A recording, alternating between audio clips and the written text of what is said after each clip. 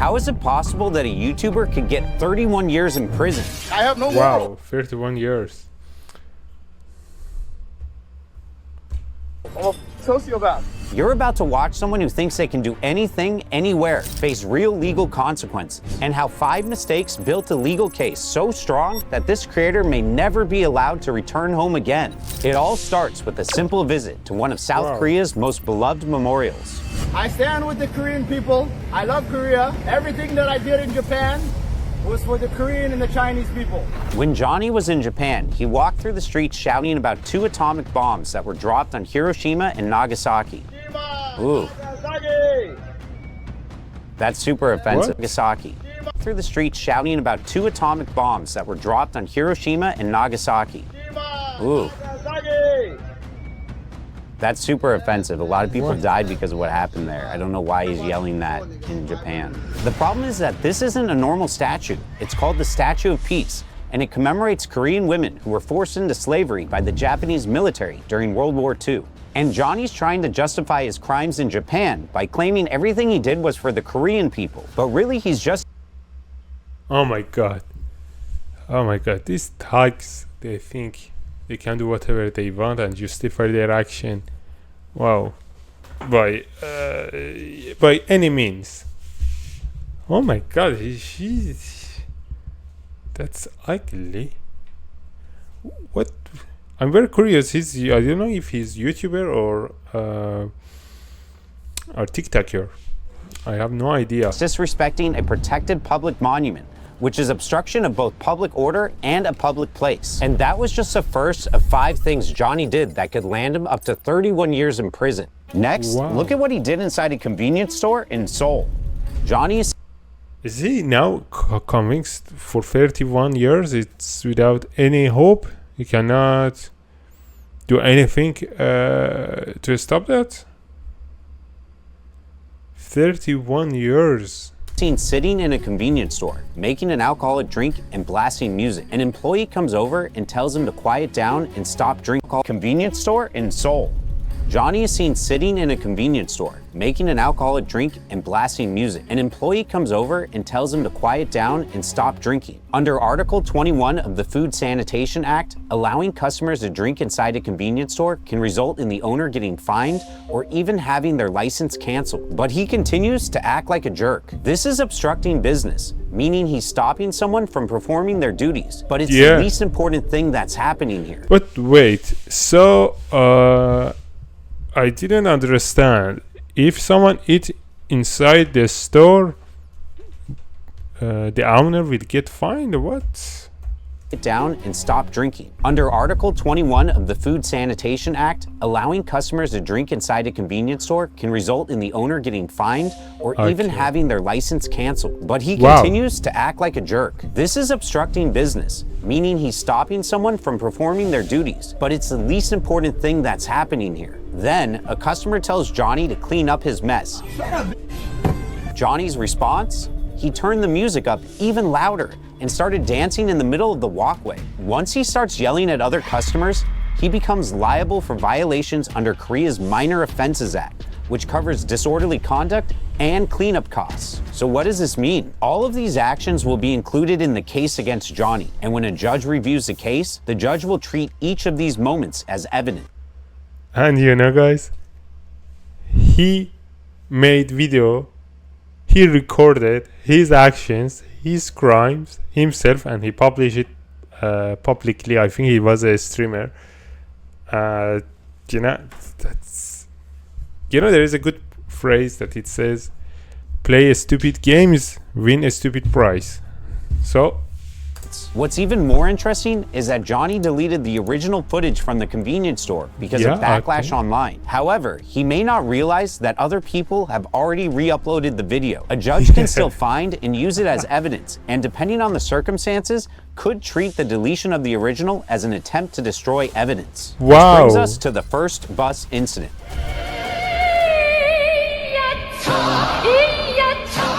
Okay, Johnny Somali. Okay, is his name. I will check it later. The music Johnny is blasting on the bus is a North Korean propaganda song. He's trying to offend and the music Johnny is blasting on the bus is a North Korean propaganda song. He's trying to offend and disrupt the passengers to get a reaction from them. Get out. Get out? Oh. Get out. Allah Akbar. Let me tap my money. Oh shit. Let me tap my thing. Allah Akbar. So once someone forces a driver to stop a bus and they're Allah Akbar, he said. Allah Akbar. So once someone forces a driver to stop a bus and they're removed, they're no longer just being disrupted. They're now preventing someone else from running their business. But this wasn't the only case of Johnny causing a scene on public transport. People are very frustrated with him already. What is English? English. Wow. This is where things get dangerous, because now Johnny isn't just putting himself at risk. He's putting that man, the people around him, and the driver in danger too. And that opens a Such a thugs. He just increased the voice until as high as possible to bother everyone. Wow. And you know, guys, he's doing it in a foreign country, and I'm sure that he didn't have any idea about the rules in that country. door to even more serious charges like intimidation and assault. I call a police. 112, 112, I call a police. Back up. Wow. Anonymous sent $10. Don't touch me. I call police 112. Brian is the best content marketing team lead I've ever worked with. But before he created his content calendar using Monday.com, his strategy was, let's just get something out. Now with Monday.com. But the man on the bus was the least of his problems, because once Korean News started running this footage, everything changed. Mapo police station confirmed they had opened a formal investigation. Police began reviewing the clips for proof of crimes being committed. And soon after, the local news reported that Johnny had been booked by police. In Korea, being booked does not mean you're arrested. It means you are now a formal suspect and the case is moving through the legal system. And if that wasn't bad enough, the police also placed a travel ban on Johnny, which meant he couldn't leave the country while the case continued. Then something happened that shocked not just Johnny, but everyone following the case online. 어, 때렸다. 레전드. 레전드. Johnny was attacked by a group of strangers who said they were fed up with what he had been doing in South Korea. And then it happened again. What do you got? Oh my gosh. Whoa. But this time it was different. It wasn't a random civilian. It was a former Korean Special Forces soldier turned YouTuber. Oh man, look at him. Come on in. My hat. He's a soldier turned different. It wasn't a random civilian. It was a former, oh my gosh. But this time it was different. It wasn't a random civilian. It was a former Korean Special Forces soldier turned YouTuber. Oh man, look at him. Come on in. Wow, it was a special for. Oh my god, he just pissed Koreans off badly. Oh my god, such a terrible person he is. He's wobbling. 자, 이쪽으로 오세요. That was a hard hit. And this guy's getting arrested. It's still against the law to hit someone, but, you know, if you're Johnny, you should expect this coming. You pretty much angered an entire country. After the incident, the attacker was investigated and charged under South Korea's Criminal Act. Reports first said he was fined around 1.5 million won, about 1,025 US dollars. But later, Dialgan told another YouTuber his punishment was far worse than anyone expected. He was also charged with intimidation and stalking because the confrontation with Johnny was planned and filmed. And once legal fees were added, the total fine was 10 million won, roughly 7,000 US dollars. Wow. This is huge because in South Korea, the average monthly income is around $2,800. And at first, it looked like he would be stuck paying all of the fines alone. But then he posted a photo on Instagram of him standing in the street next to Johnny. The caption read that he did what he had to do as a Korean citizen. He thanked people around the world for calling him a hero. Underneath was a PayPal link. Almost immediately, the public began to help cover the cost. But what's even crazier was that a former police officer and American YouTuber known as Donut Operator paid the remaining $4,000. By this point, most people would start taking the situation seriously, And for a brief moment, it looked like Johnny did too. 나는 조마오 죄송합니다. Johnny then went live to explain himself and share his side of what happened. I want to apologize to the Korean people. I was not aware of the significance of the statue. You know what I mean? It was just entertainment for my audience. But despite Johnny's best efforts, the public didn't believe this apology was sincere. Almost No. immediately. No, I think he just did it because of the case that was running in South Korea court.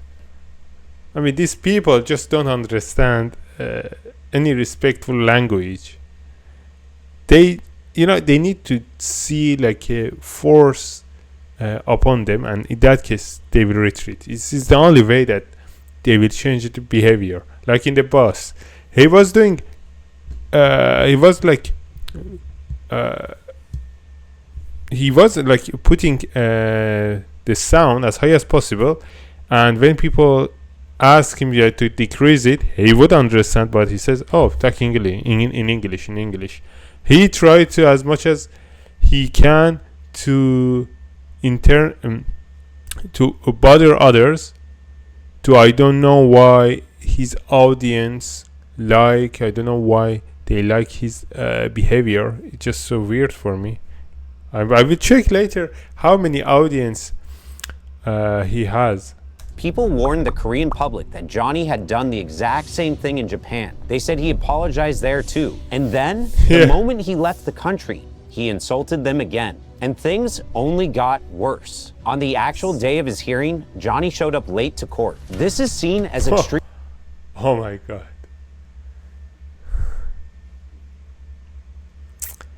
Oh my god. That's very bad. Especially, you cannot go to the court late, especially if you're in a foreign country and you don't know their culture. And